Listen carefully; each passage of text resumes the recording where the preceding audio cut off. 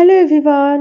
তো আজকে আমি শেয়ার করব আমার হেলদি খেতে ইচ্ছে করলে তখন আমি কি টাইপের লাঞ্চ করি সেই লাঞ্চ মেনুটা আজকে তোমাদের সঙ্গে শেয়ার করব। তো দেখো এখানে আমি ছোট মাছ ভেজে নিচ্ছি আর এখানে একটা ওলকপি কেটে নিচ্ছি। শীতকালীন আমার একটা প্রিয় সবজি এই ওলকপি, ভীষণ ভালো লাগে মাছ দিয়ে খেতে। এই ওলকপি আর আলুটাকে একটু প্রেসার কুকারে সিটি মেরে নেব। আর এখানে নিয়েছি হচ্ছে সবুজ মুগ ডাল আর হচ্ছে কিনুয়া।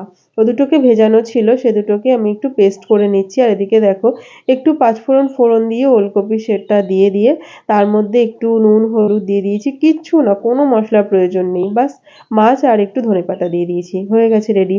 আর এখানে ওই যে পেস্টটা বানিয়েছি সেটা দিয়ে এই যে এখানে চিলা মতন বানিয়ে নিচ্ছি।